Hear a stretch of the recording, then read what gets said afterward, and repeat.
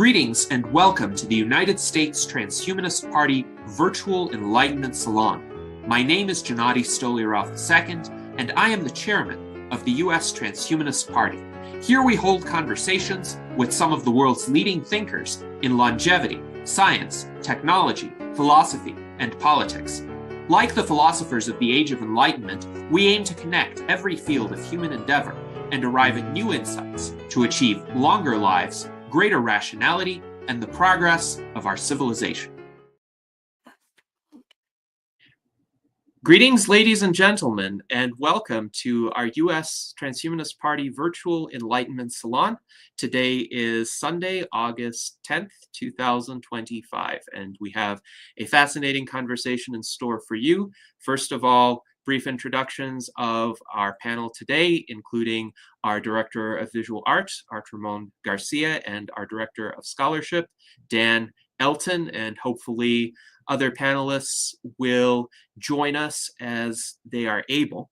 Our special guest today is Scarlet Zanarkand, who is a libertarian activist who runs the Transformation HQ server on Discord. And this is a server that you can join using the link that is provided here. This is a server that advocates for both transgender persons and transhumanists, and also seeks to be a welcoming place for all individuals and allies of LGBTQ+ and other trans identities. The Transformation HQ server emphasizes personal autonomy, bioethics, and informed consent as core principles in both current and theoretical forms of transformation. So Scarlet holds the view that all transhumanists are united by a common goal of transformation, whether that is to revert to our younger years, to gain an increase of health and ability, or to achieve some kind of alteration, such as the idea of becoming a cyborg in the future. She believes that all trans identities will be made possible through technology associated with transhumanism, and looks forward to seeing the progress. And I think it is important to have a discussion to illustrate this connection, because there are a lot of misconceptions, especially among people who don't know very much about transhumanism. And I think a lot of people who don't wish us well, either, let's say, religious fundamentalist critics of transhumanism or alt-right conspiracy theorists or trolls, will say transhumanism and transgenderism are the same thing. Or they actually may think that transhumanism is more nefarious than transgenderism and transgenderism is some sort of gateway for people to get into transhumanism, which they perceive as some sort of demonic or global elite kind of ideology. And I hope to use this salon as a way to essentially clear the record. What is the real connection between transhumanism and the transgender movement or other kinds of transformation-oriented identities or pursuits? Because they're not the same, but the U.S. Transhumanist Party platform is very much in favor of individuals exercising their autonomy to make choices that improve their quality of life as they see it. And in Section 2 of the U.S. Transhumanist Party platform, we support all acceptance, tolerance, and inclusivity of individuals and groups of all races, genders, classes, religions, creeds, and ideologies. So the U.S. Transhumanist Party condemns any hostile discrimination or legal restrictions on the basis of national origin, skin color, birthplace, ancestry, gender identity, or any manner of circumstantial attribute tied to a person's lineage or accident of birth. Furthermore, in Section 6 of the U.S. Transhumanist Party platform, the Transhumanist Party upholds morphological freedom, the right to do with one's physical attributes or intelligence whatever one wants, as long as it does not directly harm others. And furthermore, Section 49 of the USTP platform also specifically supports the rights of transgender individuals and other individual choices of transformation.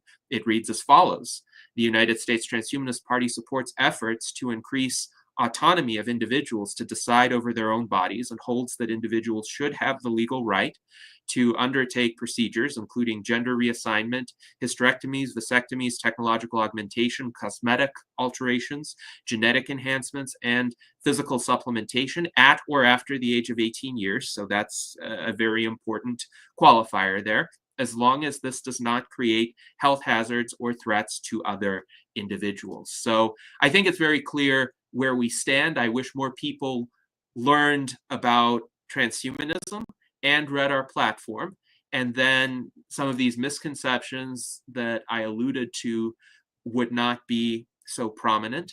But I'm glad that we have Scarlet here to help clear the record additionally and explain some of this connection that I kind of previewed. So Scarlet, welcome.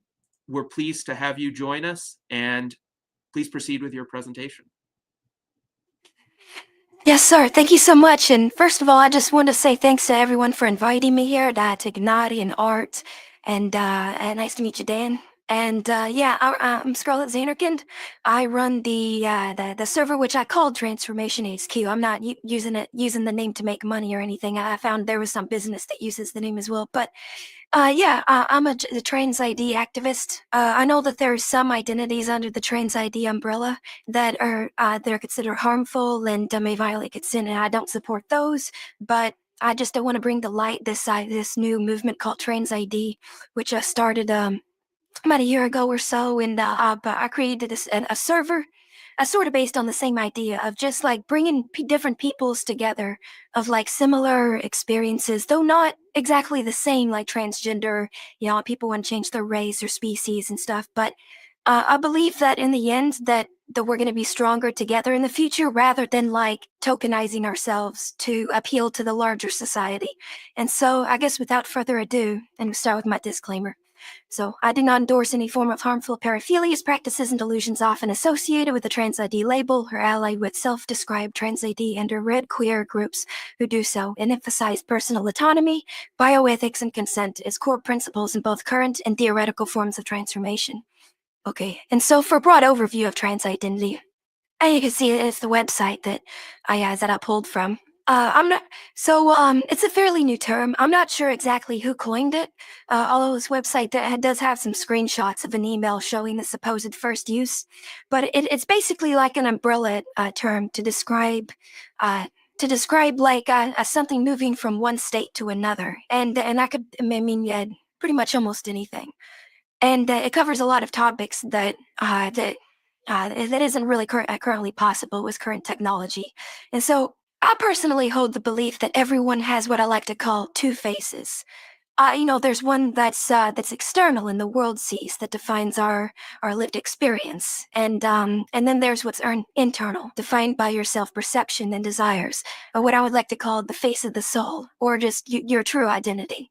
And I believe that the goal of every trans person, whether that be transgender, trans race, or alterhuman, is to align their lived experience with the shape of their soul.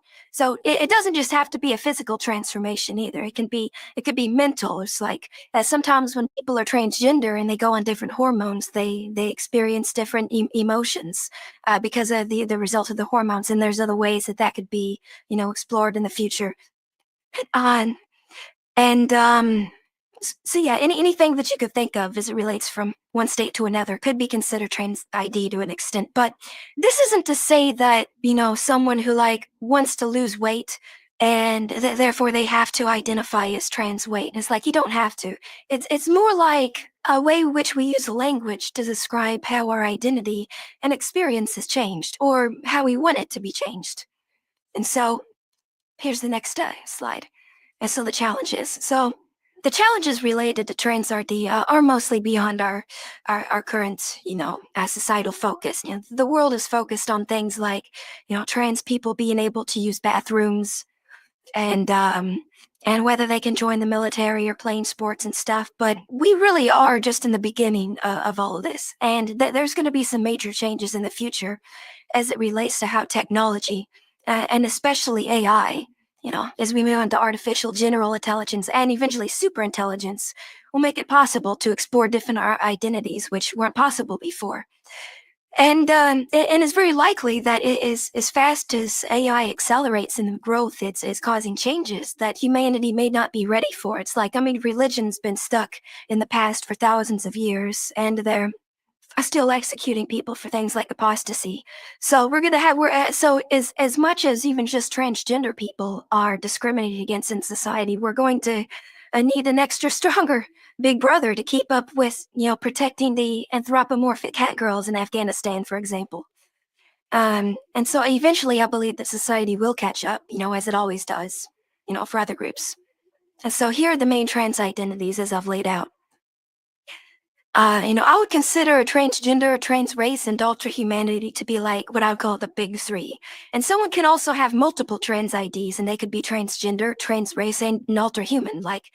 Of course, that only works for anthropomorphic. Like, if you're a mermaid, if you want to be a mermaid, then a transgender mermaid, you can be transgender. And let's say your race, if you want to change your racial appearance from one race to another, and also be yours. So it only works with some things, but there's some overlap there.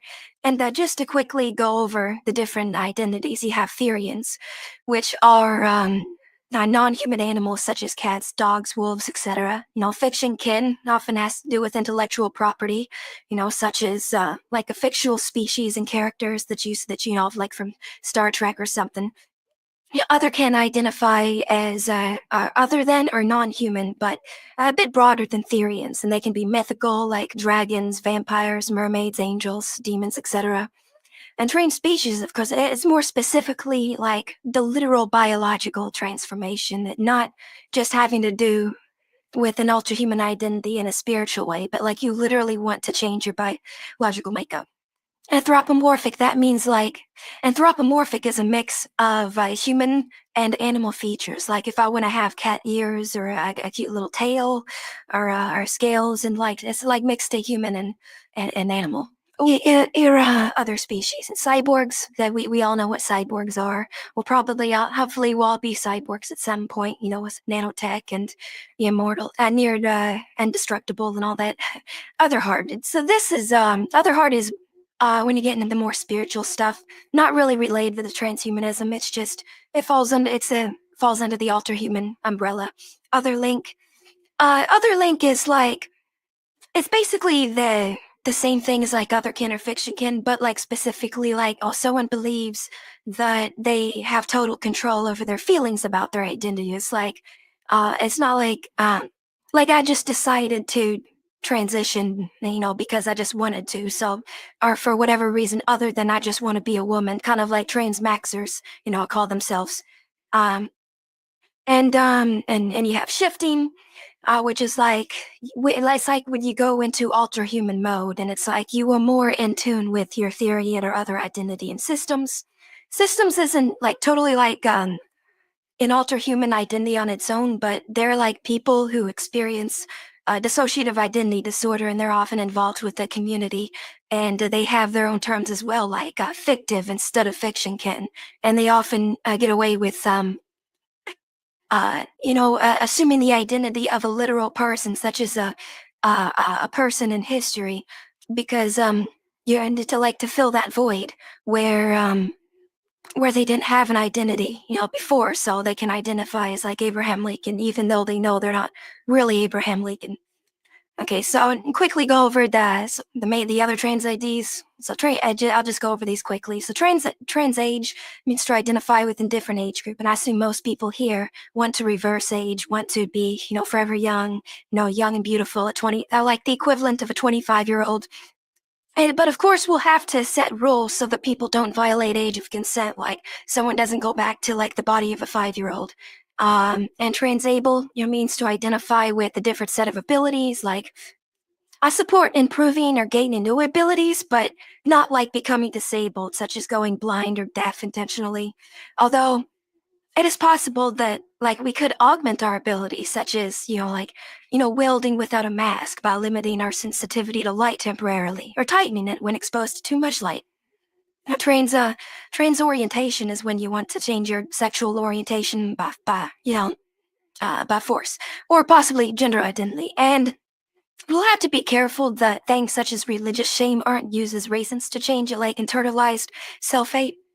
I also generally oppose it because I think that people, should be more focused on accepting their feelings and altering our bodies to fit the mind rather than trying to alter the mind to fit the body. A trans character is like when you want to be a specific character. Now, of course, you would be only your version of the character, like you might become a version of Hatsune Miku, but that's it. A trans plural is like that someone wants to be a system. I don't really support this either, but like maybe someday a group of friends could consent to having their consciousnesses, all put in the same mind, or maybe a system could separate into different bodies instead of merging, but I don't know. Yes, like way in the future. And trans experiences are self-explanatory. You want different experiences. Trans body, you want a different body type. You want to be thinner, fatter. Trans mentality is self-explanatory as well. Although I said oppose trans orientation, but there are ways we could alter, the mind in the future for more productive things, such as increasing our intelligence, confidence, and social skills. And there's also I had to delete it, but trans voiced is another one. Like if you want a different voice, I'm using a voice changer, and I think it would be pretty cool if this is my real voice, but it's what it is. And trans fashion, it's like, oh no, you have a bad fashion sense and you wish it was better. You wish you had a different fashion sense, or a different set of clothes. And so trans. So I want to start off by saying this. Not all not all transgender people are transsexual, but I would say that most transsexuals are transgender. And also not all genders imply surgery, but can be associated with things such as, changes in the clothing, appearance, and personality. And we do have a longer and more documented history of transgender people compared to others, but it always wasn't so public. Like back in the 1950s, there were but just a few dozen trans people in America, and now the community is in the millions, with a not so small portion of them taking steps to transition medically. And while things such as alterhumanity and transracialism may be considered more extreme, like transgender people are currently the most under attack legally and socially speaking. And we have to push back against things like bathroom bills and military bans, as well as attacks on equal opportunity in housing and employment, among other things. And I believe the transgender acceptance still has a long way to go, and gender-affirming care as well, because biology, and anatomy is complicated. I think that being able to alter the skeleton completely would be a great improvements, like being able to alter the hands and shoulders and things like beyond, facial feminization or masculinization we can currently do. And we'll have newer surgeries, such as, we're working on vocal feminization, and I'm also working on stem cell engineering and bioprinting to replicate the functions I guess a cis person would have. Yeah, yes, the age of consent is also important with as it relates to transgender identities, because a minor cannot consent to major like surgeries and stuff.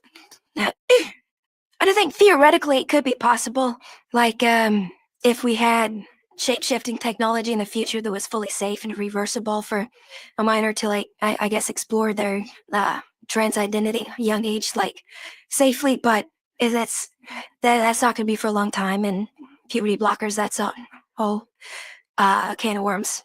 But anyway, trans race. So, and also wanted to add, there are tons of resources for trans and trans questioning people across the internet. So one of my favorites is the Gender Dysphoria Bible and the Ultimate Research Document, which is made by someone named Vosh, I guess before. It's supported by a guy named Vosh. And I'm also working on a thesis myself, and I have resources for transgender people on my server as well. So, for trans race, sometimes referred to as RCTA. It may not be the most biologically or ethically complex, but it is the most divisive, mainly because race is sensitive and there has been a lot of racism in history. So legally speaking, I see no reason why someone would make laws against someone altering their appearance to where they could be seen as trying to pass as another race. It's just really arbitrary, more so than trying to change your sex or species. Now, I have a long list of points I can make about why I support transracialism, but I'll just try to go over the main ones for now, and hopefully we can get into the more niche topics later during conversation. So, race is a social construct, and social constructs mean what we want them to. And there's no universal consensus on what race is, so I see no reason not to go with the definition that promotes universal freedom and prevents essentializing people.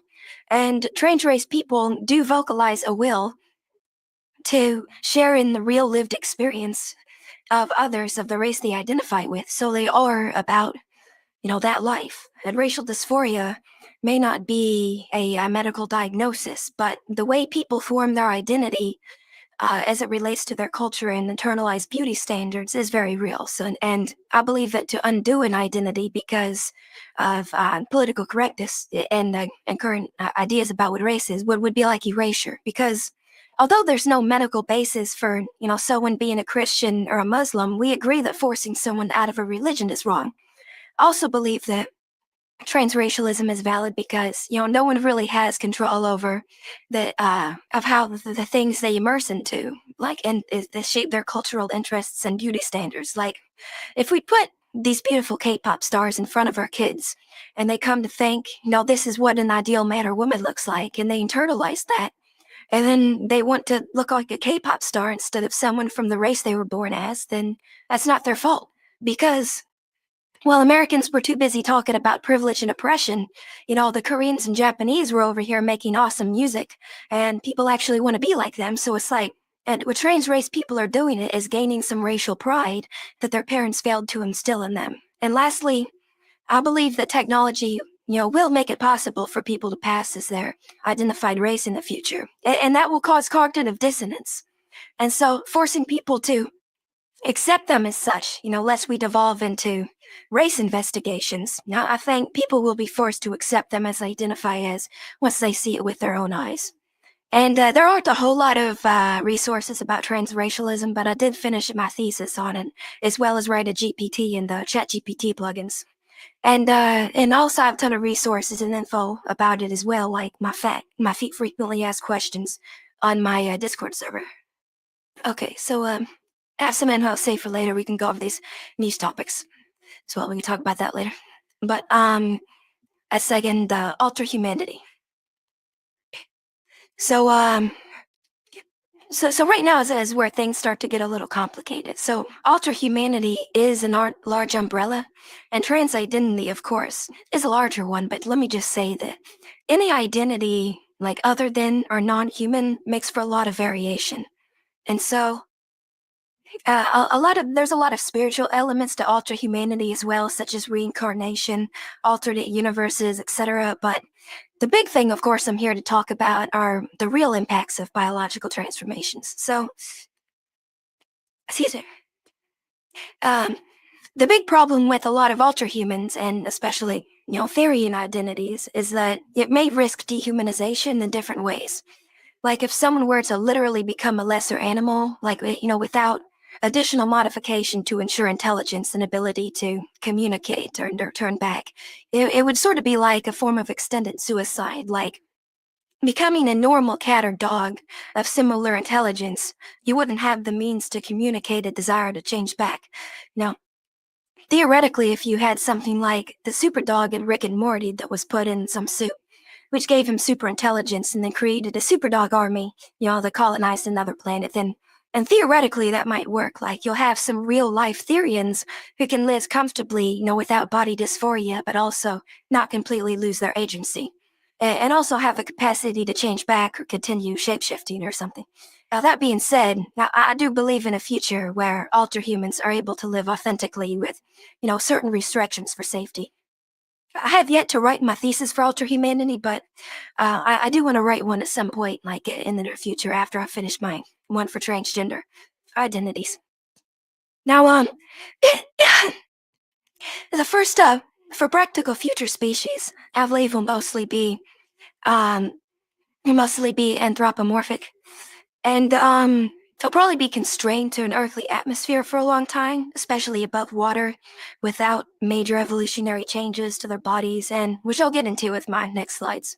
And mammals, especially of all characteristics, which could make anthropomorphism somewhat feasible in the next century. We'll have things like horns made from keratin, tails which extend from the spine, and of course fur is just hair that covers the body. So you could have skin more scaly in certain spots, like you see here, you have elaborate designs. They're my character from Final Fantasy. That's my friend in the gang. And of course, to make the perfect aesthetic may get complicated, but the new body parts, can't be pointing random directions like deformed horns that sometimes you see videos of animals with the horns that like curl back and go up into their skull, and that happens in the wild sometimes, and it kills animals, and it's really sad. But so and we integrate new animal parts into our system and make it complicated, but I do think it will likely be possible this century, and it'll unlock all sort of new sensory experiences and ways to express our emotions, such as having control of a tail or ears that they can wiggle, and stuff like that. So flying may prove to be more difficult, but perhaps it could be done with some adjustments, and gliding would definitely be easier. Now, okay, for the next slide. Let's see. Now, the crossover from land to sea is definitely going to require a rework of our biology. So, we evolved for billions of years alongside other mammals to live on land. So, almost every aspect of our biology will have to be altered to be suitable for the ocean. Now, dolphins do get away with having lungs while being bound to water, but we certainly won't be interested in sleeping with our heads above the surface or, resurfacing every 15 minutes for oxygen. No, we'll want to stick around our underwater cities and homes for extended periods because, as humans, we do like our comfort and consistency. We'll have 3D travel. That means that vertical communities will become possible.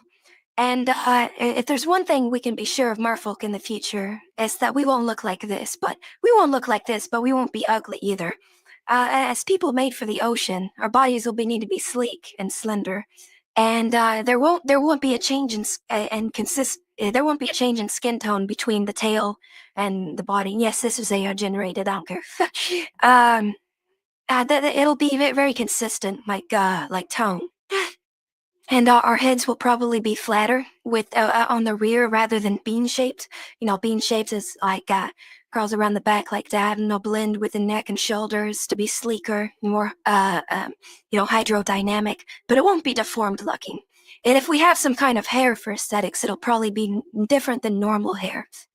But we'll have the freedom to choose the most ideal place for our gills, and we might even have micro gills that are don't subtract from the appearance, as well as protected and you're really self-regulating. I imagine that we'll also be part cyborg, as some kind of nanotech maintains, our appearance and functionality, like regulating our body temperature so that we don't have to live with a ton of blubber like manatees, or giving us far greater speed and strength than we otherwise, would have to make life enjoyable. Now, as far as our lived experience, that living underwater means living with the laws of physics in water.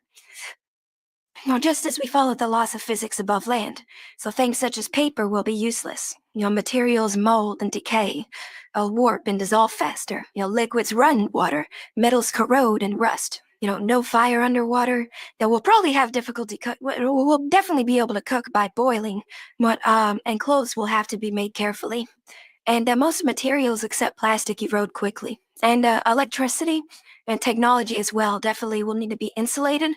And sound doesn't travel the same either, so we'll have to communicate with clicks or sonar. And this leads me to believe that, like air-controlled bubbles, will, for various purposes, will be commonplace in merfolk society, right? As we bring luxuries from the land to the sea, and we'll want to maintain things. Biotech biotech may have lots of potential for underwater life, and there are marine organisms and coral which could be engineered and adapted for many purposes, such as for homes, lighting, clothing, cleaning, hygiene, medicine, and so on. And I truly believe that it will feel as if your entire world is alive, but also full of technology and convenience. By this time, we'll probably be past artificial superintelligence and, most of the labor required for this reality offset to robotics and automation. And in case I didn't already say it, the ocean calls us. So, and about going into space in the future, yeah, there's really no limit to, the sky isn't the limit here, right? The population growth is unknown and will likely be limited to our local galaxy group consisting of the Milky Way and some among others. Due to the laws of physics and the fact that galaxy groups are moving apart faster than light, so we'll never reach another galaxy group. But so we'll probably peak at a Type 3 civilization, which is what Star Wars is actually. And there's almost no limit to the things we could evolve into as we spread across space and adapt to different environments. We could become some kind of space merfolk and live in the acidic oceans of Titan and so on. And becoming full cyborgs may be necessary if, planet or location is not suitable for organic life, but suitable enough for a synthetic body well protected from the elements. And deep hibernation will be necessary for travel, of course, if, across light years of travel, if we even try to go out so far. And not sure if I've left this page open long enough. Just give you a second. And yeah, I got this image from a source. And yeah, there's the rest of Alterhumanity. Not going to go into explanation of all the different identities, but in case I didn't say it, trans rights, baby. And yeah, that just about concludes my presentation. Yes, well, thank you very much, Scarlet. This is quite fascinating, and I'll leave up the slide on Alterhumanity for a moment. And if people have any questions about these terms, please post them in the chat. We might have time to delve into them, but I think this is quite fascinating because it's an illustration of a future that is coming. In some respects, it is in progress already. For instance, with regard to the cyborg identity, there are cyborgs alive today. For instance, Neil Harbison has an antenna that was surgically implanted into his forehead that enables him to hear colors because he was born colorblind. There are famous cyborgs like Steve Mann, who was able through implants to achieve a kind of telekinesis, essentially. His wife was on one continent and he was on another, and he was able to relay a thought to her using these implants. And there are other notable examples. Of course, people with prosthetics, functional prosthetics especially, can be considered cyborgs. There are runners with prosthetic feet now who can, in some circumstances, run faster than unaugmented runners. So all of that is quite fascinating. And I would say it's important for us to think about what a future with that kind of diversity looks like. Because for people who, let's say, have a problem with the amount of diversity that exists today, they haven't seen anything yet. And especially with technological augmentations, yes, as you pointed out, people could have gills, people could have echolocation capabilities like whales do or like bats do. To some extent, certain bodily transformations will become advantageous if people have colonies on other planets with greater or lesser gravity. And there will be questions about, well, does someone want to get these modifications if they want to live on Mars or if they want to live on Titan? or would they rather, say, preserve their Earth body and have some sorts of temporary adjustments that they have to go through in order to be able to make it on those other worlds if they visit? And then there would be the question of alterability. So if you have a body modification that's good for one environment but maybe suboptimal for another, how reversible do you want to make it? That kind of way of thinking will be increasingly common as technologies advance and as the reach of humanity expands. But I wanted to ask you perhaps a more fundamental question. So we have all of these identities, and I wanted to ask you, what do you think is at the core of the identity of an individual? The reason why I say this is because let's say you have a person who has undergone a particular transformation, and a familiar example might be a transgender person, but in a very key sense, that person is still the same individual before and after the transformation, in the sense of what I call I-ness, which is a person's own vantage point upon the world. So just because a person has had, say, gender reassignment surgery doesn't mean their memories of the past are wiped out, doesn't mean that their awareness of the world, whatever they took out of their lives from the past, are just completely obliterated. It's Right. the same person who has undergone a change. It could be a significant change, but that individual has been preserved. And that's what I call I-ness, which persists through these transformations. But it seems that identity, as you described it, is different from I-ness in the sense that I-ness is very basic. It's the fact that I exist and have subjective awareness of the world through my vantage point rather than through your or Art Ramon's vantage point. But it seems this concept of identity, in the way that you've described it, is a bit more layered than that. It's a bit less basic. There's more involved in it. So I'm curious what you think I about, appreciate that. yes, what is the identity of a person that would stay constant through these transformations?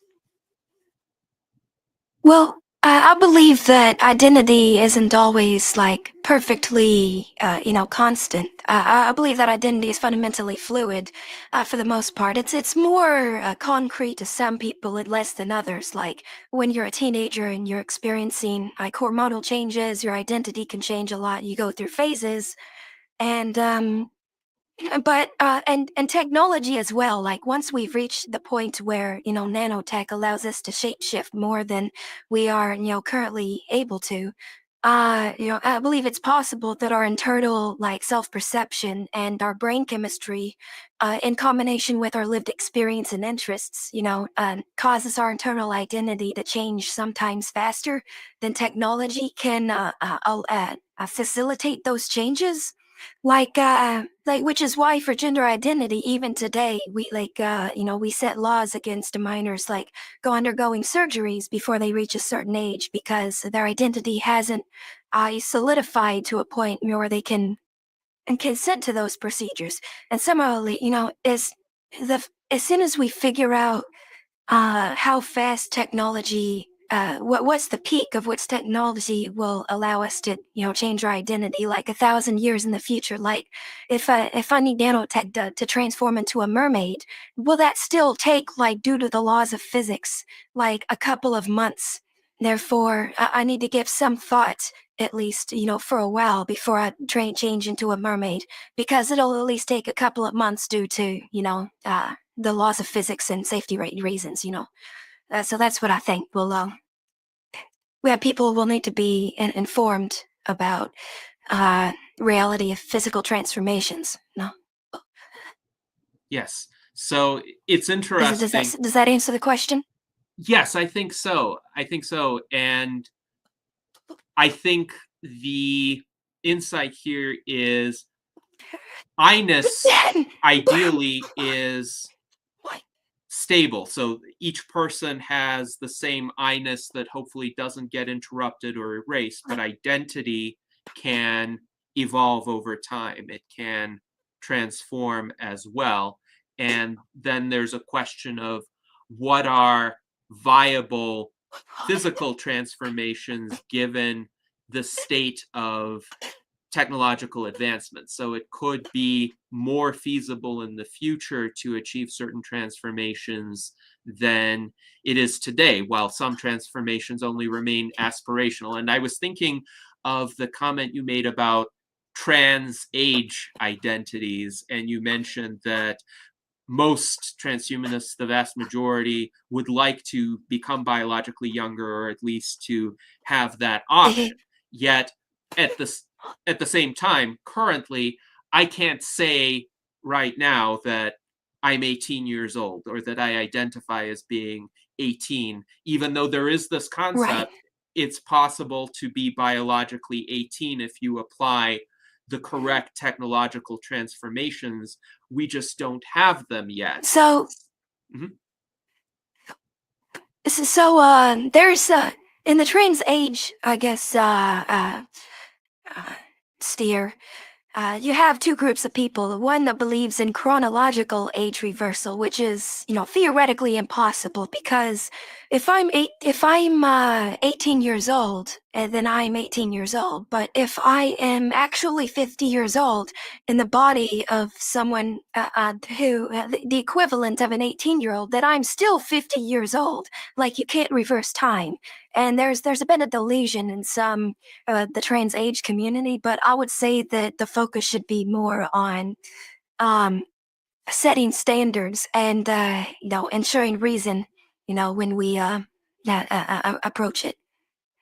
Yeah. Yes, I agree with you. So I think chronological age is essentially immutable in the sense that you've been alive for as long as you've been alive. That's just a fact of Right. existence. But biological age could be, and hopefully will be, reversible. And so somebody who is, say, chronologically 50 could hopefully become biologically 18 at some point in the future. It's interesting, too, because I recently presented on LEV, the game, the computer game on longevity escape velocity, that I am Okay. spearheading the development of. And that game specifically has for your character parameters of chronological age and biological age, and the chronological age just increases with each turn of the game, which is a year, and biological age can be reversed. Now, what is interesting in this game is the biological age can go below 18, but what does that mean? It doesn't mean that the person becomes a child or degrows in some way.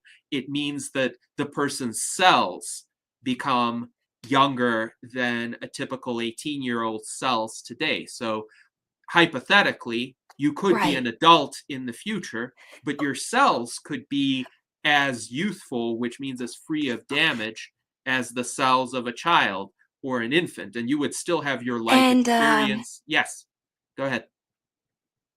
I was just talking with my sister about this topic yesterday. There's you remember the Twilight series when you had Edward is in high school as this fake 17-year-old, but he's hundreds of years old. And there's lots of vampire series where that feature around an actual teenage girl and this ancient man who's just in a body, and they create this sort of sometimes love triangles and love stories that would never work in the real world because they violate all kinds of consent ethics. Yes.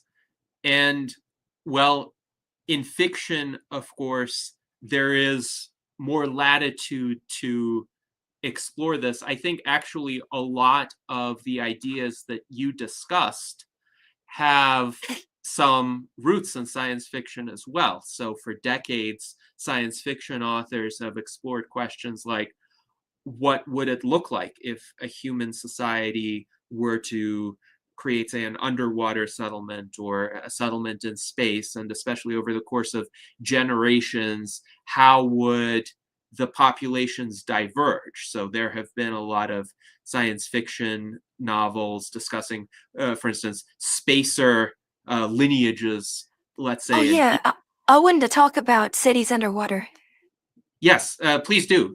Please So expand on the underwater cities. That's fascinating. I think that one thing I'm actually worried about is that we're going to build a crap ton of air bubbles and like underwater, like and we're going to colonize the ocean as normal humans and just destroy the ocean before we actually evolve into merfolk. And instead of having our beautiful like natural biotech cities, we're going to have like giant glass domes that take up a bunch of space and energy, so that just normal looking, people will at the ocean and colonize without actually having diversity and experiences of life. And Have that's, you thought about that? well, it's interesting to consider because for the first ocean settlements, you're going to need to somehow, let's say, separate them from the external ocean environment, because I would presume that the Yeah. first humans who colonize the oceans aren't going to have these adaptations yet. These adaptations will come I about, suppose we'll have a transition period. right? And these transition periods will raise questions of their own. Indeed, I think right now, one of the reasons why, let's say, the transgender questions are politically fraught is that a lot of people don't really understand how to deal with the transitional moment that our society is in. As you mentioned, there weren't a whole lot of transgender people, or at least openly transgender people, let's say 80 And there years wasn't a ago. lot of gender affirming care back in the Right, 50s. right. And there are more possibilities now for people to actually have some degree of transformation, whether that be through, let's say, medical procedures or even through how they present themselves. And a good example is, as people have pointed out in the chat, you are using a voice changer, but that voice changer is very plausible right now. So that wouldn't have happened 10 years ago. That technology just wasn't Right. there. So I think, And I'm thankful for it. right, as time progresses, as technology progresses, people are going to have more options as to how to present themselves. And it may even be a question of degree. Like, we currently choose to wear clothing, or at least I hope we do. And we can choose different styles of clothing. You even mentioned the trans fashion idea. So that might even be a person who may not have access to certain types of clothing or certain fashions of clothing, but wish that they did, and wish that they could Oh, dress can I in a just say certain something? way. Yes, please. So, the biggest gripe I have with the Republican Party, like, well, isn't necessarily just that they're discriminating against us so much, but they want to define woman, like, like, man and woman as social constructs, but, like, under the guise of being biologically driven. Like, they say that a man and woman is, male or female person that is assigned male or female at birth. So, this, being born is, it's a social act. It's like, so then you have to define what a male and female is. So it's someone who is born male and female. Oh, well, that's kind of circular. So if someone has to become male and female, then, we say that, they say that a male produces the small gamete and females produce the large gamete. So if science makes it possible for trans people to, through bioprinting, for trans people to like fully transition, like, biologically more than we can now, then they're already moving the goalpost to say, oh, you have to have been born that way. And that's a social construct, but just a conservative one. And that's why I think these transhumanists need to push back to make sure that, like, oh, if they're going to be using terms like biological reality, then, that we should be sticking with that. And personally, although I do emphasize, internal identity is most important, I would say that uh, Though, like a trans man or woman is someone whose internal identity aligns with that biological sex, not necessarily that sex itself. Even though, like, more progressive, like, people want to, abolish gender or say that a man and woman can be anything. But that's right. I'm going off track a little bit. Yes, I think, But that's it. and I appreciate those comments. I think it is important from the standpoint of respecting individual autonomy to not abolish ideas like gender, but to allow people to align with genders that they choose to align with. So I am definitely Exactly. not the kind of person who would say, no, erase all of this. And I'm also the kind of person who would I'm on the say, side of more genders. right. I'm the kind of person who would say if people want to have a very traditional gender identity, they should have the right to do that. And I think quite possibly 90% of people will select that, and that's fine. But we need the I just ability saw for. something and then Yes, go ahead. I just saw someone in the comments say that a full transition means to change your chromosomes. I don't actually believe that because chromosomes are like blueprints for the body, and the chromosomes is what is why your body grows into the sex it does, from birth. But if you change every other biological aspect of your body, then you are functionally the other sex, even if your chromosomes are different. So it's not necessarily not necessary. Yeah. Yes, and that would be an interesting question, especially to address as genetic engineering becomes more practicable and applicable to a wider variety of transformations. So in the future, some people may choose to change their chromosomes, and that is also on that spectrum of transformation. And of course, another question Oh will yeah. be in the future. I hope it becomes possible for sure. Right.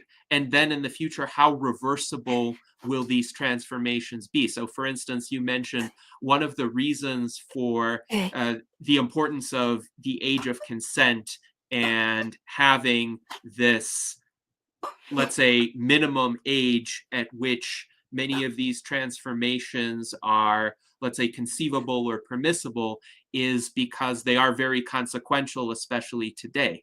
So, if they become less consequential in the future, how is that going to change? So let me give you an example. Right now, somebody could play as a computer game character who is different from oneself, whatever that eh. may be. One can play as a Oh, you warrior. see my profile picture? Yes, yes. And your profile picture, it seems to be from Final Fantasy. So that's another example. So, Yes, she's called an aura. An mhm, aura. yes.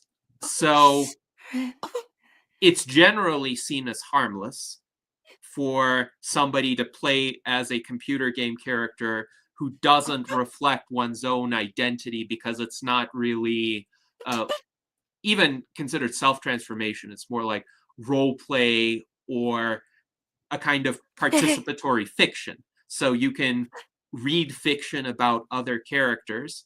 There are even transitional forms of fiction, like there are books where you can make choices, and these are even older. These existed decades before computer games existed, where you could make choices for your character, and if you make a particular choice, you turn to page 50. If you make another choice, you turn to page 65, and you figure out what happened. And then there were early computer games that were based on text where you could input the choices for your character. Can I enter And that? yes, go ahead. So yeah, I started to think before, like, after I'd been role-playing my character in the game a while, I started having thoughts about, like, if I actually had these features, like the tail and the horns on the side of my head, I was thinking, like, oh, when I try to sleep, I'm not going to be able to sleep on my side. I'm going to have to sleep on my back. It's like, because they crawl around the side, and, yeah, and also possibly turn my body a certain way when I sleep, and I'll have to have different accommodations in the real world, like, not going to be able to wear earplugs. It's like because the horns themselves, are used to sense sound. as said, and there's different ed not gonna be able to wear the same kind of PPE. And so as the world changes, and new anthropomorphic and other identities start emerging in society, that there's going to be all kinds of new products and all kinds of new ways that they're going to have to adjust to the world. And but in the meantime, it's like before we can consent to, before we had to have that kind of stuff, it's like we're role playing in games, and we're figuring that stuff out, like in a books, as you were saying. Right, right. And I think to some extent, books, computer games, these kinds of fictional environments, they're more innocuous because the consequences of doing something, implementing something, they're clearly reversible. At least one would hope that they are. Some people become computer game addicts, but most people don't. And that gives people the ability to explore these questions in a kind of safe or tentative environment. And in the future, the transformations could be a lot more consequential, like genetic engineering, like these physical changes. So the character in your avatar could potentially exist in the future. And then, yes, maybe there would be an entire industry of, let's say, 3D printing accessories for that kind of morphology. And there will be markets for that. There will be business considerations. Somebody will try to make a living doing it. There could be let's say, distinct approaches to safety depending on what a character's morphology is. So all of these questions, they open up fascinating possibilities that I think we might not even have the complete vantage point to explore, because often they emerge from other developments. It's like with generative AI. So if 5 years ago I were to try to have a conversation on generative AI, and I actually wrote a paper on artificial intelligence in music in 2019. That paper was not Nice. as far reaching as what is routinely possible today, though.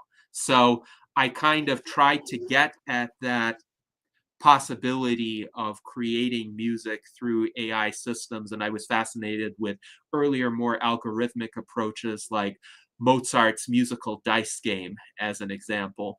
But the possibilities that are open today and the kinds of questions we can ask and the kinds of combinations that we can pursue and implement fairly inexpensively are much vaster and more multifaceted. So Daniel Tweed says, interestingly enough, greater creation is wondrously unfinished.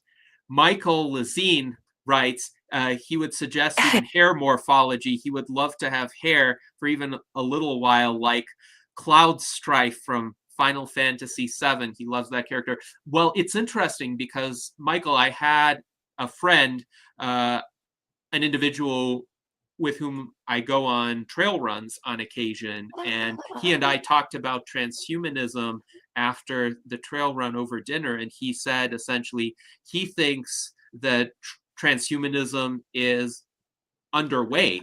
He mentioned he had a friend who was bald who has now regained the ability to grow hair, and he uses some combination of approaches. But yes, go ahead, Scarlett. Now, one thing that the Final Fantasy has definitely got down in anime is the good hair. They definitely know the styles. You've seen Sora and Kingdom Hearts with the spikes going all directions. It's you definitely take inspiration from it. Yes, and I think again, fiction can inspire reality. There are approaches today that have varying degrees of effectiveness for people to either modify their hair. Obviously, people can have different hairstyles, but even say people who experience hair loss or hair graying have more options today than they used to in the past. And I wouldn't be surprised if in the future there were a greater spectrum of options. Now, one caveat that I will pose here, because we've had this discussion in prior salons as well, the color or quality of your hair does not correlate with your longevity. So you can have any color of hair, including gray hair or no hair, and your life expectancy would Oh, you not know be what? affected. Yes, go ahead. You know what? Melanin also affects hair color. So, uh, and it melanin also affects skin color and hair color and eye color, so being able to alter the amount of melanin that we produce could help us with things like dealing with the weather, and like darker skin is suitable for hot climates, and now people in Russia have really light skin. I sometimes think it would be cool to be somewhat of a chameleon and be able to alter my skin color when I desire, and hair color. Like a lot of people dye their hair, and hair dye costs lots of money. Being able to alter your hair color, big for you. I wish I had blonde hair. I had beautiful, like, long blonde hair when I was a kid. My parents made me cut it as I grew up a little bit, and I was like pushed into this stupid religion. But then I laughed, and now, no, hopefully I'll be able to turn it blonde again one day. And yeah, green eyes. I love green eyes. If to see my character in the game, that's always wanted. And I guess that also sort of has to do with the trans race topic a little bit, because different people have different natural skin tones.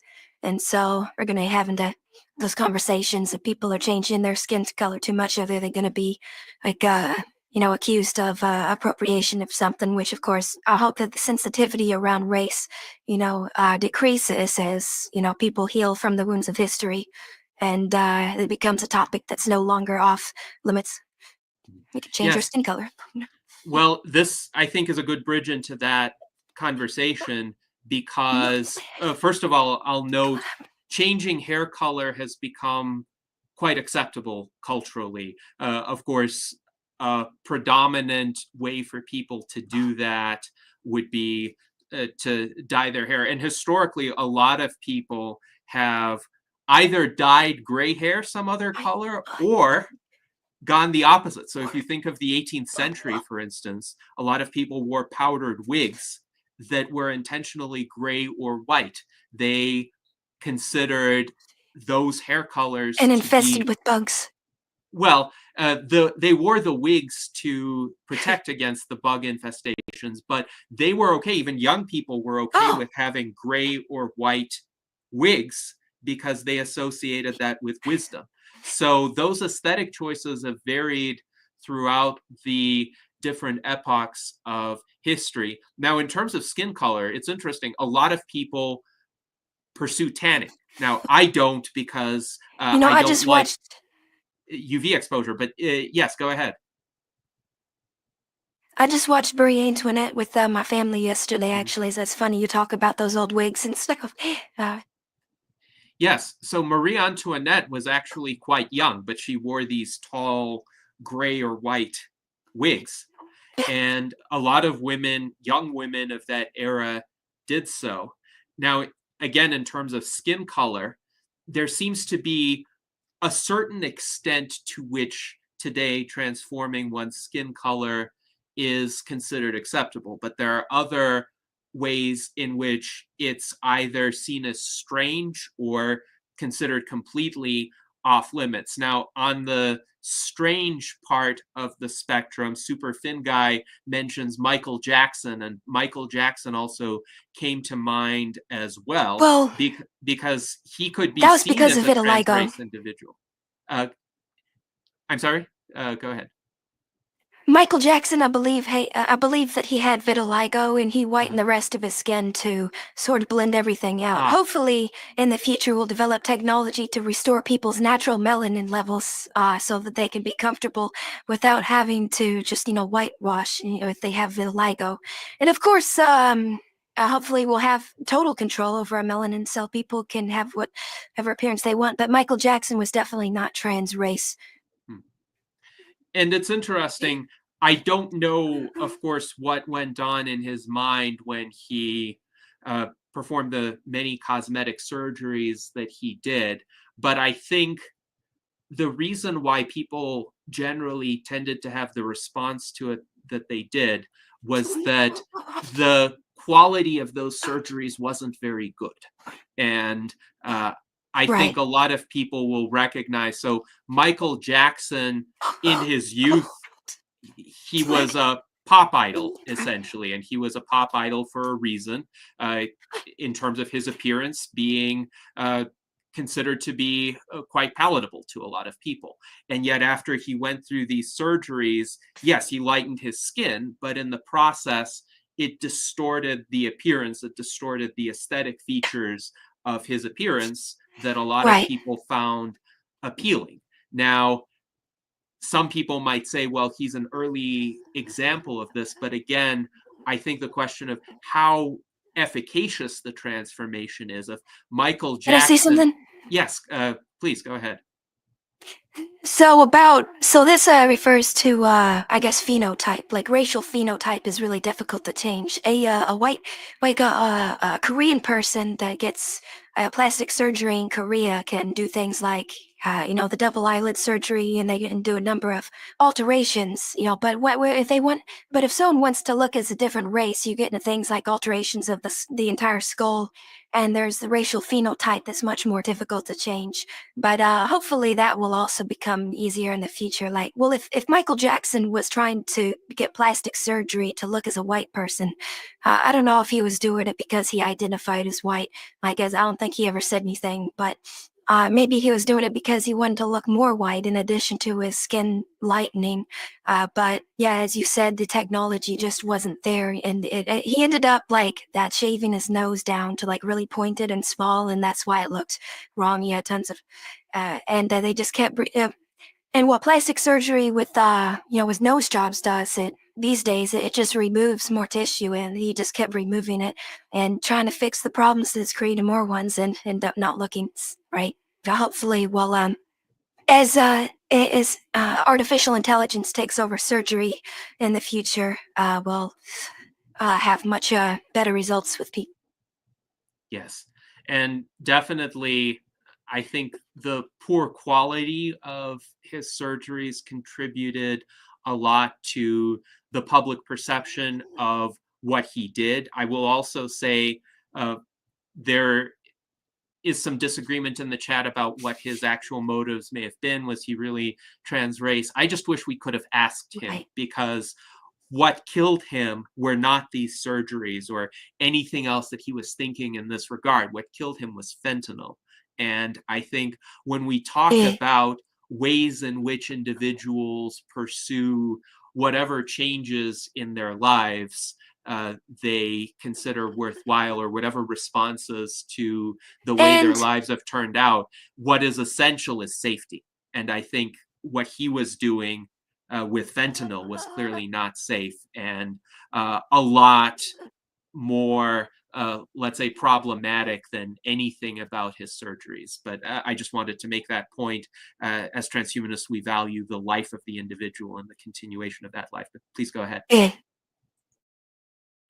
It's really when you look further and further back into history, it gets difficult to decipher like how someone would have identified had they known that there would be communities for things such as transgender and race and species. Like when you look at people like Michael Jackson, it's like trans race like wasn't really a thing. There may have been someone like at that point or before who actually identified it as such, but he like if he actually was like on the inside and wanted to be white, we wouldn't have known because he wouldn't have seen anything to base that off of or discover that with himself.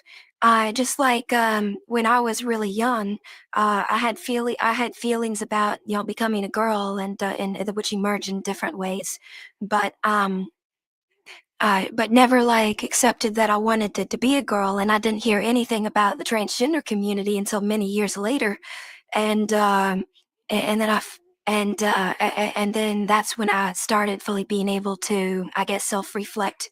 And so when you look farther back in history, there's people who have shown signs like there's this old ancient guy called Ashurbanipal of like the Assyrian dynasty or something, who allegedly wore women's clothes and cross-dressed and stuff, but enacted effeminate among others, like in ancient Rome. But they didn't call themselves transgender. And there's There are people in history who grew up and identified with different cultures and aesthetics, which could be attributed to race.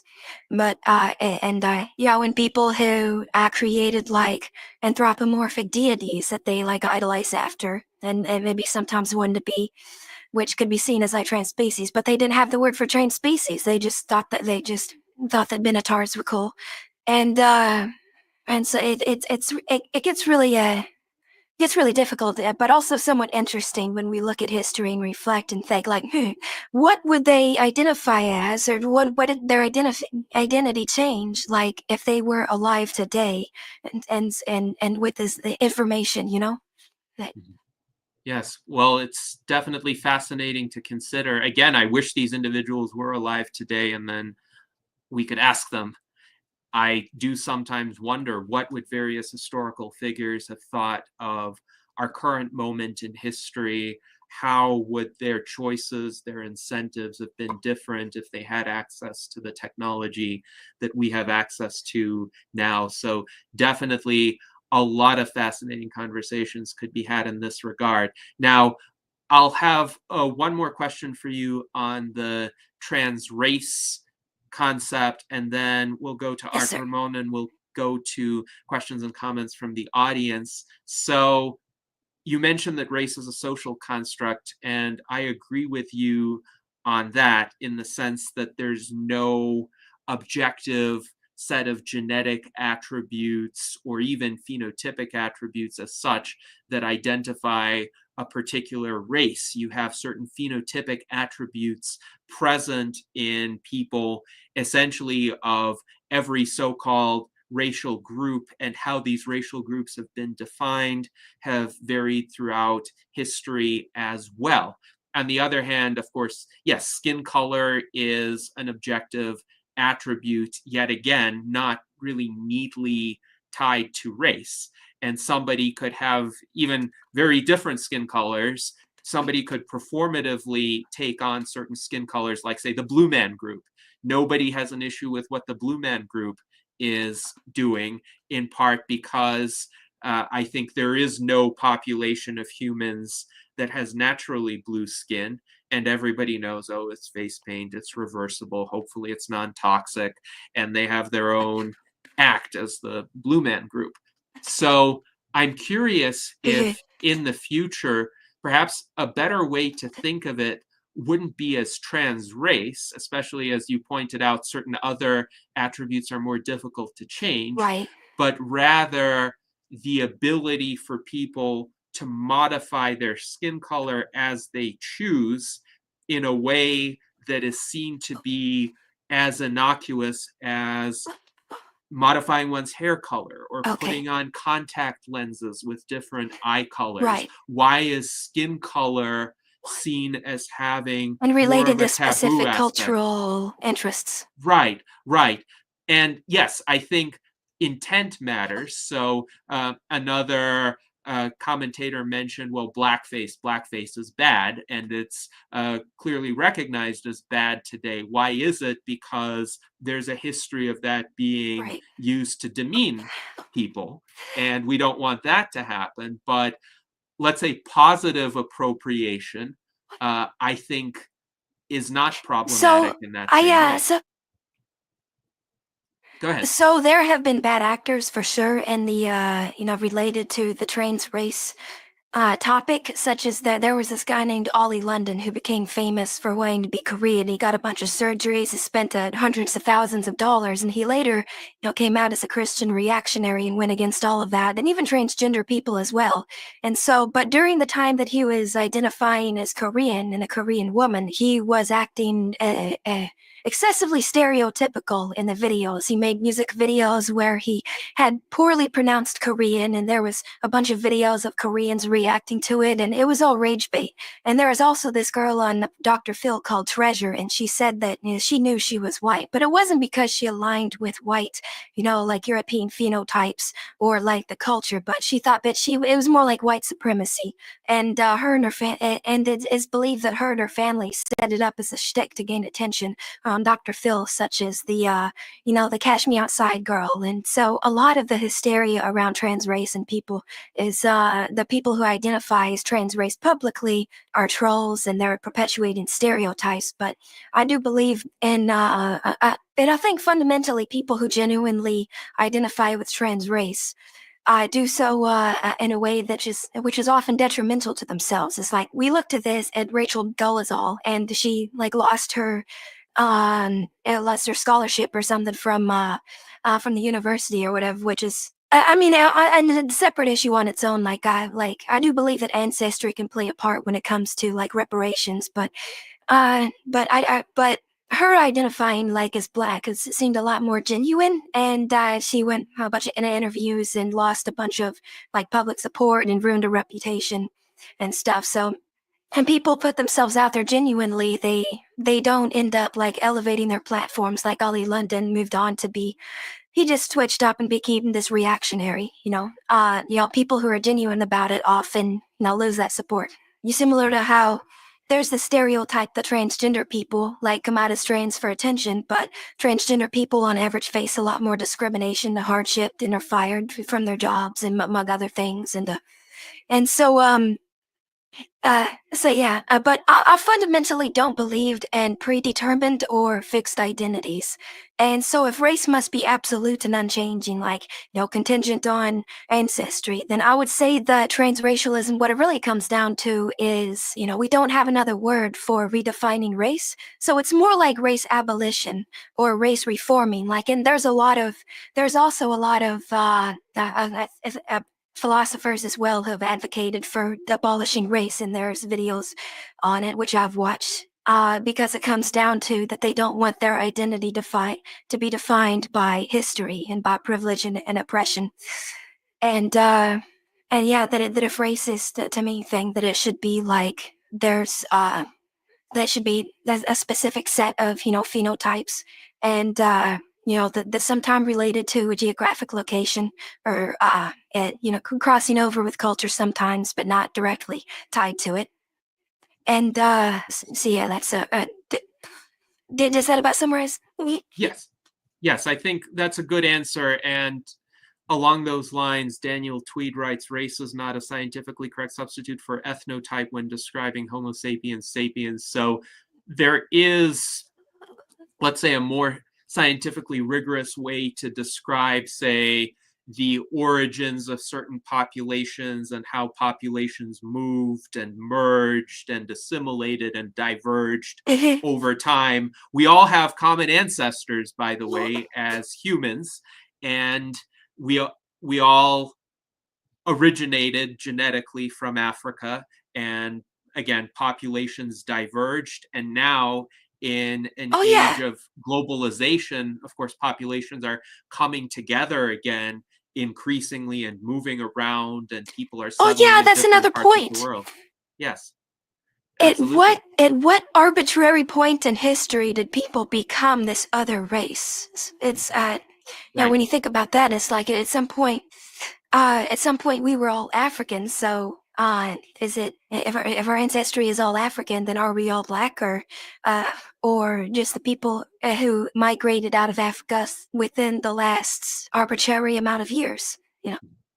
Yes, and I would say it is difficult to impossible to draw a bright line.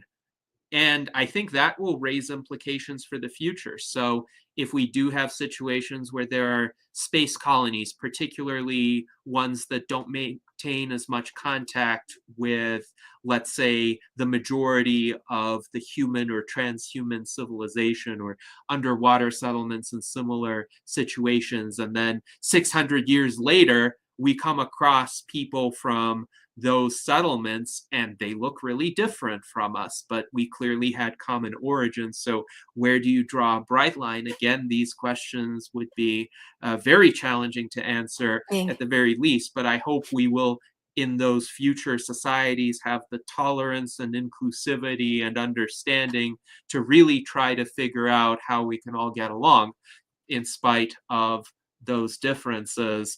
As our friend, the Rev Truth Be Told, writes, we are all one. So one as essentially being of the same level of being worthy of respect. Right now, the same species, though in the future there could be multiple species of sentient entities, but that's what the Transhumanist Bill of Oh, Rights have you attempts ever to heard the anticipate. Yes. Have you ever heard the joke that was like, what do the Buddhists say to the bartender? Or would the monk or the enlightened person say to the bartender? What did they say? Make me one with everything. Ha ha ha ha. Okay, yeah, that's a good one. That's a good one. Yeah. So now I will invite Art Ramon to ask a question. Yes, sir. Yeah, a lot of places to start from. So let me try to focus here. If you go back far enough, we're all related. I did my ancestry on FamilySearch.org, which is the Mormon site, and I found out that Donald Trump is my 16th cousin, 5 times removed.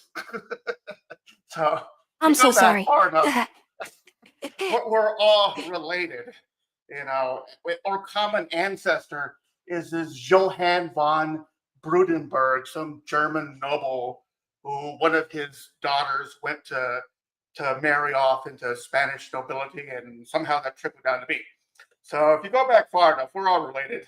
I think one of the ways that sort of the differences came about after leaving Africa is interbreeding with Neanderthals.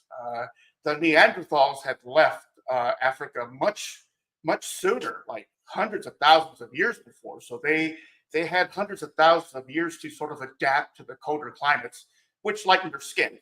And then as Africans left out and interbred with them, they sort of took a genetic shortcut, and automatically got that lightened skin after several generations of interbreeding.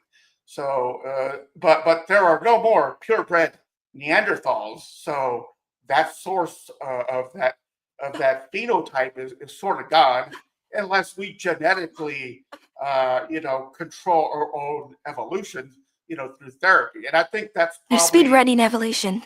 Yeah, we're going to do that. So I think the meaning of race is just going to disappear as everyone decides to self-direct their own morphology and their phenotypes. Yeah. So I think it's really the end of choose race. Their own culture. Exactly. Everyone is going to choose actually on board to with that.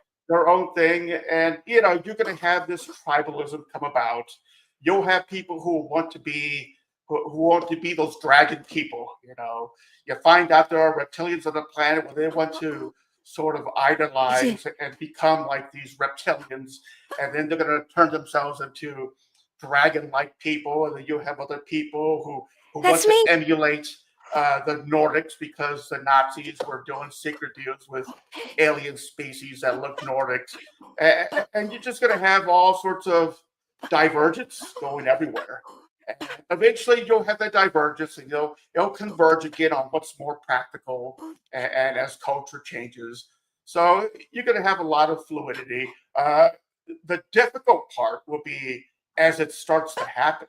Is you have entrenched cultural, how do you say, culture like religion clashes that is going to try and restrict people from doing these things. So it's satanic. Don't do that. If you do that, it's against God's word, and you'll be condemned to hell with Satan. So I think that's where I see the next big fight is with entrenched culture, and my hope is that who want to sort of evolve into that future that's coming.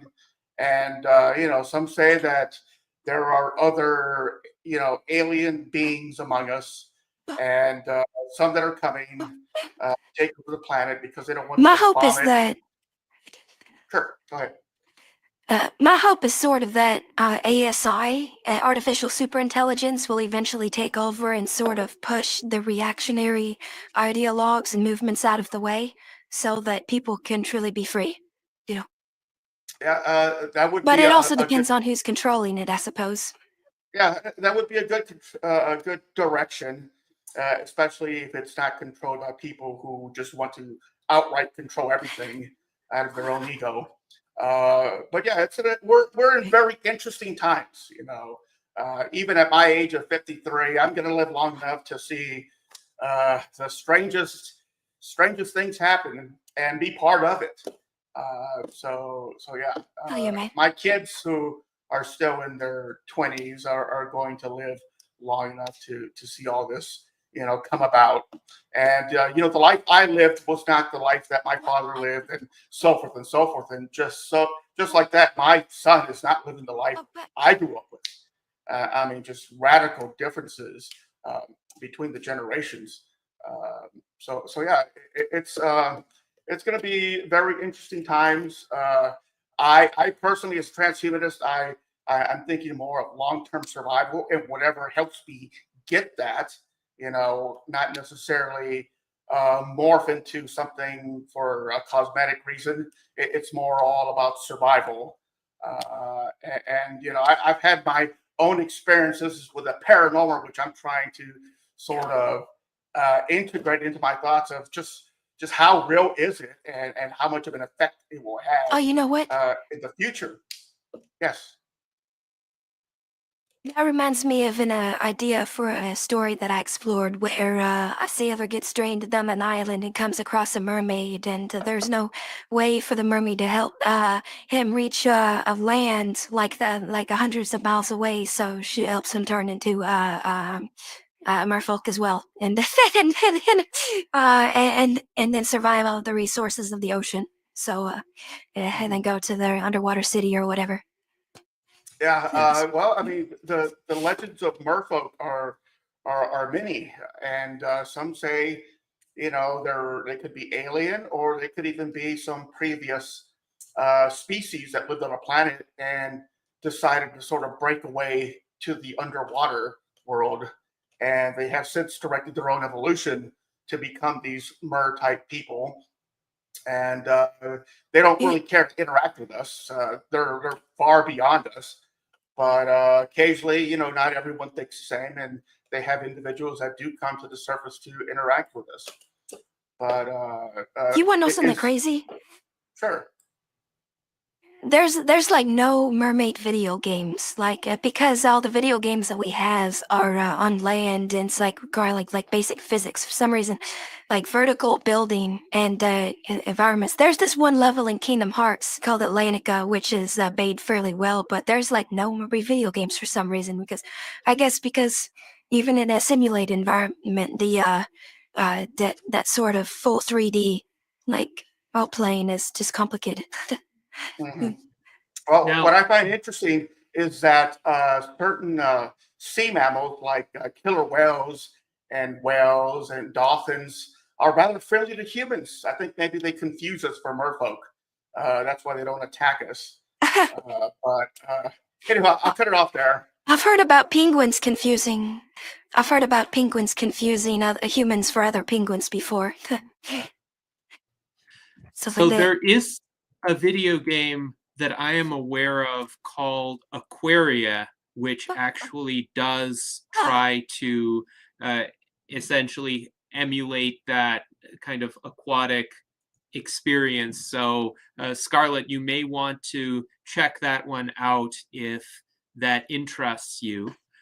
Now, I would also Nice. imagine that the Little Mermaid franchise would have games of this sort, but that is, I think, more interestingly, an early tale of trans identity. So, and I'm not even talking about Disney's Yeah. version of The Little Mermaid. I'm talking about the Hans Yeah, she Christian went from Andersen mermaid to fairy tale. human. Yes, yes. So this is a mermaid who wanted to transform into a human woman. Now, what's interesting is the Hans Christian Andersen fairy tales are often much more, let's say, grim Dark. than the Disney versions. The Disney versions were sanitized and made appealing to children, but I actually read some of the Hans Christian Andersen fairy tales as a child, and the Little Mermaid's fate is not pleasant in that story, but it doesn't. It was actually Christian propaganda, I believe. Well, I don't think that story condemns her attempts to become human. I think it actually, to some extent, views them favorably, but it's a tragic story nonetheless. There wasn't the same idea Yeah. of a happy ending, and what she has to go through to experience that humanity ends up It destroying like her in the end. glorified silence. Mm. It like Yeah. glorified silence and silence and suffering, and just being obedient and not really sticking up for yourself. And what really ticked me off about the original Little Mermaid is that she had all kinds of ways to like play charades and like emphasize somehow that she was actually the one who saved the prince. But she never did so, even with give it a whole month, while Ariel was able to get things wrapped up with Eric in like a few days. Yeah, and yeah, she had a whole month to do something, to show that she was actually the one that saved him, and he ended up believing that it was some other girl who saved him and married him. And even after that, even after he came back and was like, "All right, I'm marrying this other girl, and she's the one who saved me," she didn't try to protest or be like, "No," like point. All she had to do was point to herself, like like point to herself and then point to the sea, and like charade, like swimming, saving you. I don't know. It's crazy. But yeah, it was just like it was like glorifying, the idea of a perfect Christian wife, I believe. Or so I don't know if if he was Christian, but it's just like glorifying the idea of like a perfect subservient like woman who like sacrifices and doesn't win in the end, I suppose. Hmm. I'm not sure But it was glorification. I this think it was intended to be tragic.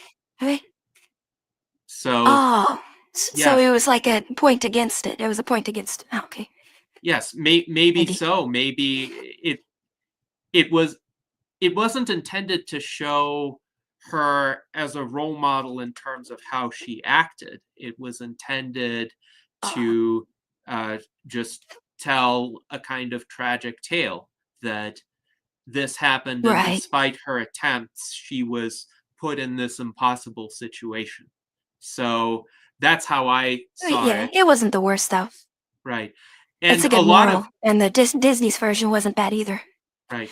And the Disney version, of course, reflects, Disney. let's say, some of the transformations that have happened culturally since the 19th century, in the sense that, yes, audiences overwhelmingly wanted a happy ending for The Little Mermaid, and Disney Yeah, gave it to them. the Disney's Little Mermaid, I think, did really good at emphasizing like personal control over your life and like taking charge and even at great risk, like for your own transformations, doing what's necessary to succeed and make your goals. And I think that's a great message for transhumanists.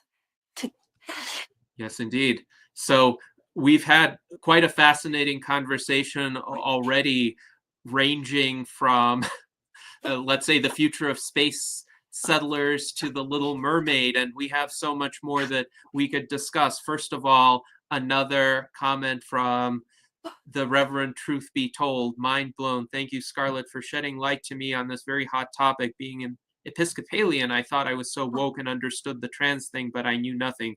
Feel better soon. So, yes, thank you very much for that comment. Now, Jason Geringer has an thank you so interesting much. question that I think you could provide some insight on. How do you feel about parents genetically altering their unborn babies to change their race? So my view is, because Oh race is a no! social construct, What?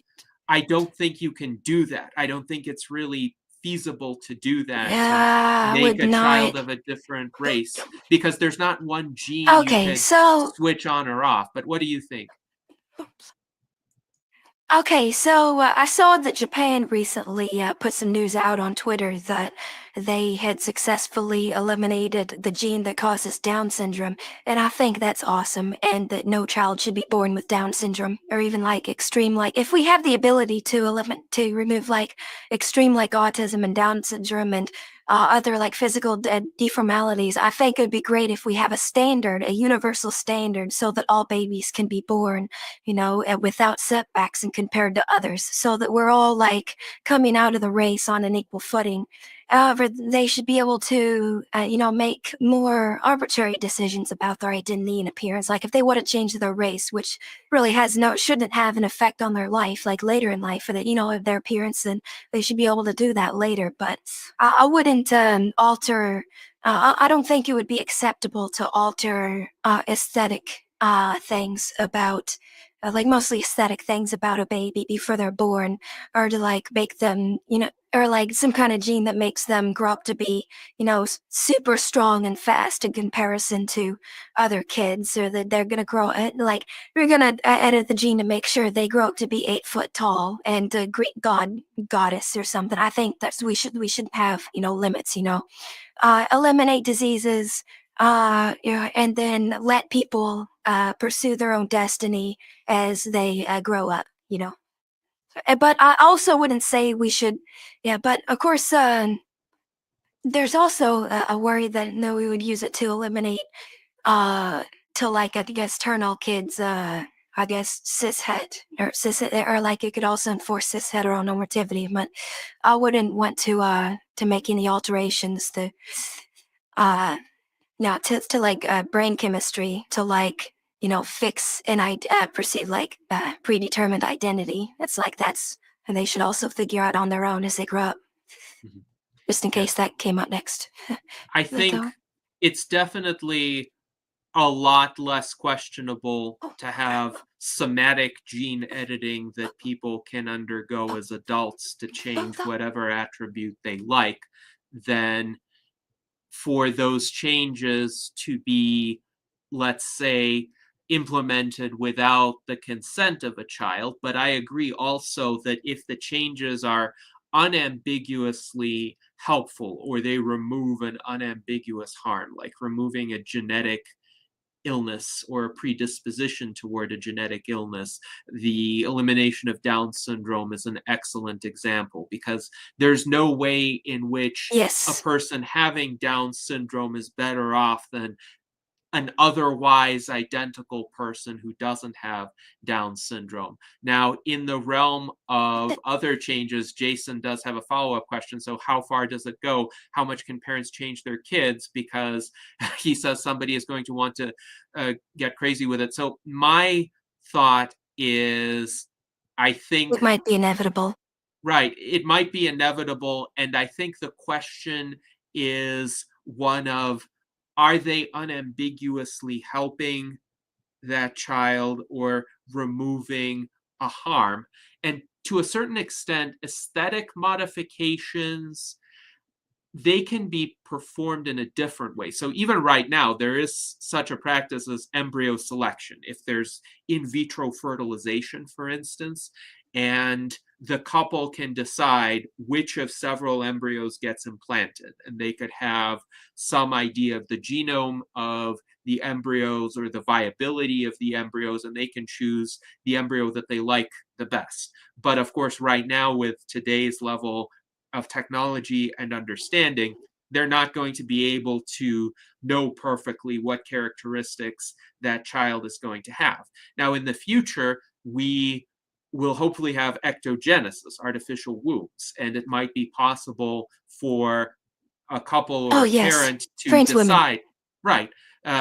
So that could be any sort of couple. So, for instance, a gay couple could decide to have a child through an artificial womb, and they could decide, well, here are the attributes we want, here's the genetic code we want for this child, and it could be somewhat related to the genetic code of the parent or not, and they could essentially place an order with the company that hosts these artificial wombs and have a child incubated with that genetic code.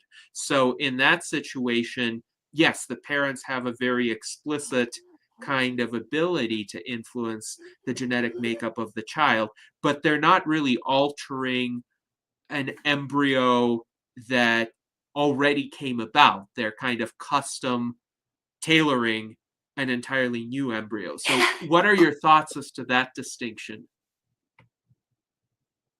So like the kid will grow up and have a different color eyes or hair or different slightly shaped features or something? Right. Because of the embryo? these parents hypothetically could decide to have a child that looks very different from them. So let's say they both have dark hair and they want the child to have blonde hair, or they both have blue eyes and they want the child to have brown eyes, or whatever the case may be. They could Oh, hypothetically put in the characteristics, as long as it's known what genes code for those characteristics. Hypothetically, in an artificial womb, a I think child could be kids incubated. sometimes. I mean, I think people like to relate to their family, and for there not to be a huge variation of differences, like I guess sometimes you can have genetic splits or something. And there was at some point in history where people didn't have monolids while they were in China, and then they suddenly did have monolids, and so there was like their parents said, I guess, didn't have monolids, but they did, or maybe, or I don't know, maybe it's more gradual, but yeah. I'm not sure how I feel about kids having physical features that are too different from their parents, but I can see there being like, reason. I guess I can see there being like reasonable differences, but I think kids like to not have cognitive dissonance, and like, I guess unless they decide later on that they want to have some kind of trans identity and the change aspects about themselves, but uh, when we look at then again, we also find it's acceptable to have transracial adoptees, and of course, there's a difference between them and transrace people. Like transracial adoptees, they're adopted by parents of a different race, and sometimes they see that contrast between their parents and themselves, and also the community and themselves, and there's got to be a lot done to ensure their mental comfort, and so on. So.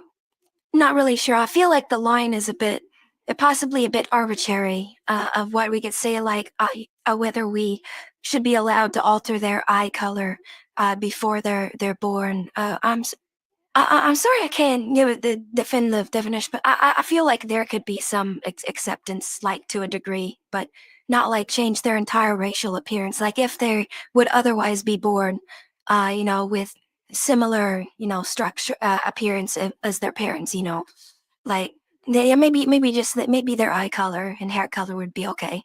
Because I mean, my parents didn't have blonde hair, and I lived with blonde hair as a kid, and I thought it was awesome, and it turned black later on, and I love my blonde hair, so I guess there are things that can be acceptable, and others like restrictions. But I mean, those will probably be really long, drawn out, like legal conversations when we're writing the ifs and buts, about genetic, about designer babies in the future. But that is a really fascinating subject, though, and I wish I was a designer baby. That would be so cool, everyone. But I could sit at the cool kids table, But it's and so it is. Yes, I think these are definitely questions that deserve a lot more discussion, and it's fine not to have an extremely well-defined answer to each possibility, because I think very few people do. There are some intuitions that people have as to what would or wouldn't be acceptable. Like, clearly it would not be acceptable to give your child a disability or a handicap. Like, let's say there are two parents who are deaf, but their Right. child doesn't have to be deaf. If they genetically engineer deafness into that child, that would be a travesty. But going the other way is fine. Mhm. So if two parents are deaf, but they don't want their child to be deaf, engineering deafness out of that embryo would be fine and would be an improvement. So I think there Right. are some. Mhm. That's also why I oppose trans IDs such as trans harmed, and I guess anything else. Like there's some ultra-human identities like plantkin and objectkin, which essentially it could correlate to dying, because if you become a plant, then you lose your brain. And I guess it's fine on a spiritual level. It's like you identify as a graceful sequoia tree, but if you literally become one, then that's like dying. So, but And yeah, I guess we would apply the same principles to being born, you know. A Right. lot of reactionaries say, like, use the slippery slope argument, like, if we allow transgenderism, then what happens when people can change their race and or even their species? It's like, it's just so crazy. And it's like, it's not about whether it's crazy or so weird or whatever. It's about it's about I'm a libertarian, and it's about principles. It's like, it's about harm and consent, you know. And that's what it always should me about. And Right. but yeah, the designer baby things. I wasn't expecting that conversation. That's a really good topic I didn't think of. Mhm. Yeah. Absolutely. And I think it is a topic that's relevant to the broader conversation that we have been having, but the emphasis on harm and avoiding harm is crucial. And I think that is indeed where the line gets crossed between modifications that we welcome and modifications that we oppose. And there are many, let's say, routinely performed modifications today that are harmful, that we shouldn't accept Oh, as a culture, whether or not they're legal. So fentanyl abuse can I say one more thing? yes, please go ahead. There's also a difference. There's also a difference between an identity that's inherently harmful, like trans harmed, and also like it may cause the potential for harm to be done. Like a lot of trans folks will say, like someone shouldn't change their gender because it subtracts from the experiences of women. It's like if they're forced to share spaces and stuff in prisons, that like all women may be more assaulted in prison or and stuff, but. That's just, you were just talking about risks. That shouldn't subtract from one's ability and right to transition. Yeah, similarly, I'm on trans race. Sometimes people will say, like, if someone's allowed to change their race, then they'll perpetuate stereotypes. And it's like, okay, but what if they don't? What if they don't perpetuate stereotypes? It's like, that's not inherently, perpetuate. If we don't agree that's not inherently perpetuating stereotypes to change your race, or doesn't inherently, subtract from women's rights for me to be a trans woman, or it doesn't harm animals to become an animal, then or a super intelligent dog from Rick and Morty or whatever, then or a mermaid, then there shouldn't be any issue. You know what I mean? Yes, I do think it's a question of, let's say, not categorizing these kinds of transformations as generally harmful or not harmful, but looking at the individual cases. So, yes, I agree. It's quite possible for people to undergo these transformations and be perfectly harmless, respect the rights of others, and Sincere. that's what we want. Yes, as long as it is indeed sincere, but there are some people who have ulterior motives. And I do think sometimes the critics fixate on those, like people who, like, let's say, males Yes. who pretend to be Scapegoats. trans women in order to abuse women.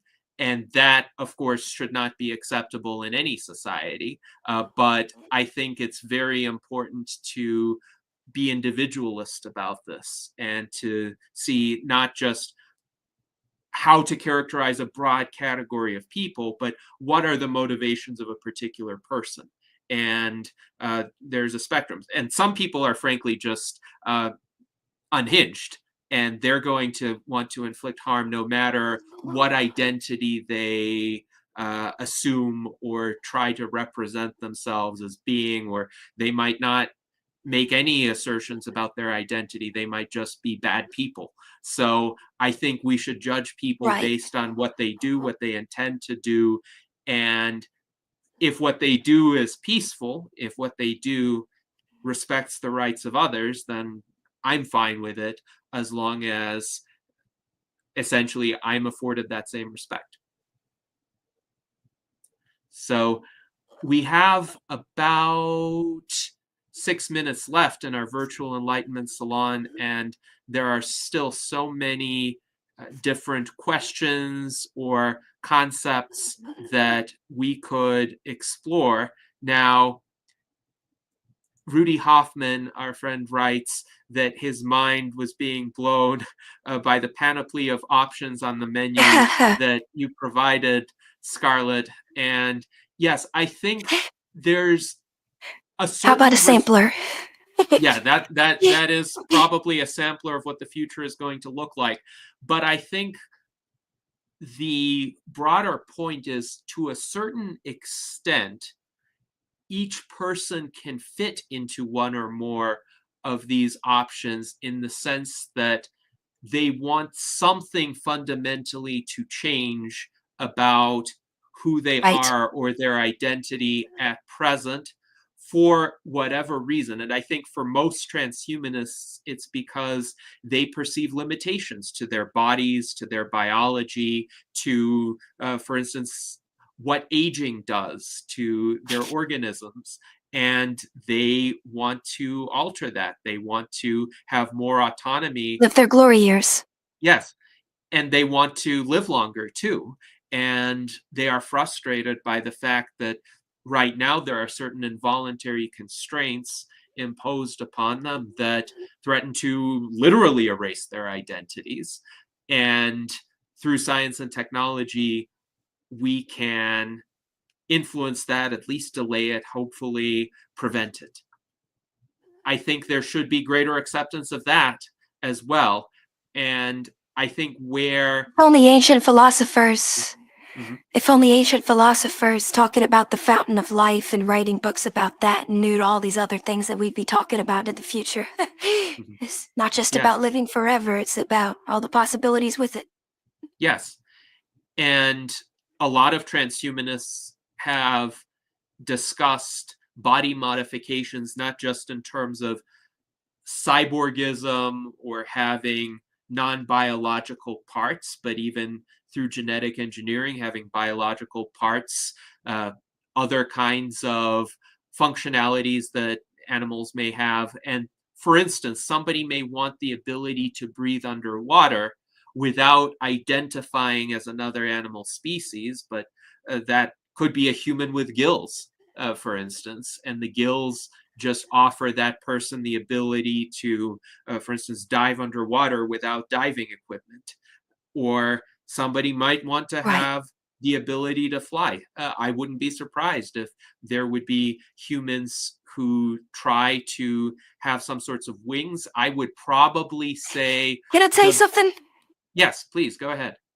My very first inspiration that was sort of like trains in nature. I guess I was a little kid and I used to play Spyro and Crash Bandicoot all the time, and I came up with an idea of something called I called it button turn into and reback, and it was like an idea I had that I could just press a button and turn into my favorite video game characters when I wanted to, and run around and breathe fire and do cool stuff, or could do cool spins, or become a princess, and then when I was done, I would turn back into me. Now, I mean, of course, I wouldn't turn back into that version of me. I didn't consider that self as transgender or any other thing then. But then, I mean, as time went on, I started like having stronger feelings about actually wanting to change my real identity.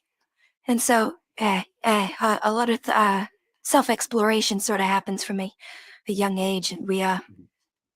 uh, and then Yes. we sort of close ourselves off to this exploration as we age sometimes. But I feel like that's changing Mhm. as more identities are becoming acceptable. Yes. I think that has to do with neuroplasticity as well. Aging tends to reduce neuroplasticity.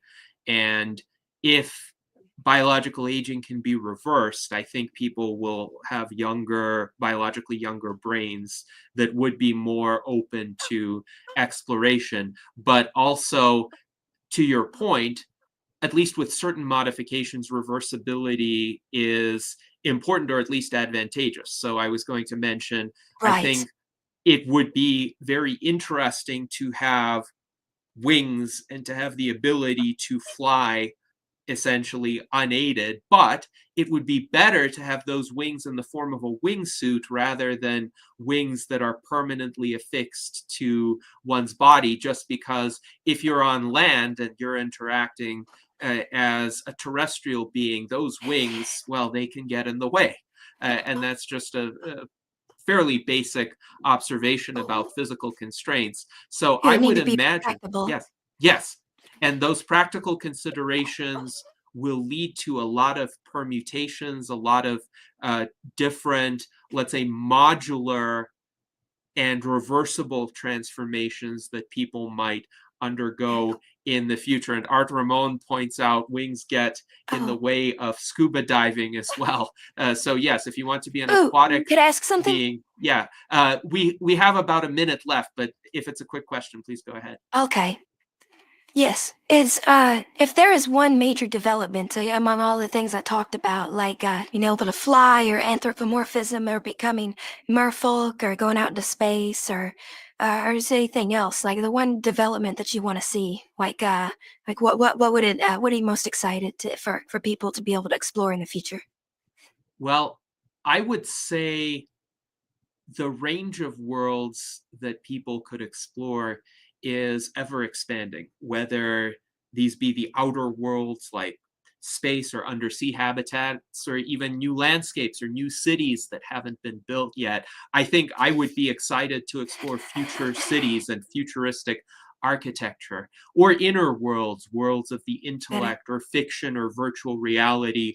All of those would be fascinating. But for all of those, there's one common Okay. aspect, and that is you have to be alive to explore them. And that's Okay. why I would say expansion of longevity is what I'm most looking forward to. Yeah, But for I sure. hope, yes, and I hope that that will Could I be say the one last thing? outcome for all of us. Yes, just if you could do it in like 15 seconds, and then we will conclude. Yeah, trans rights and transhumanism is the future. Yes, yes, Well, that's a great statement to end on. And for everyone, thank you for tuning in today. I hope we can all live long and prosper.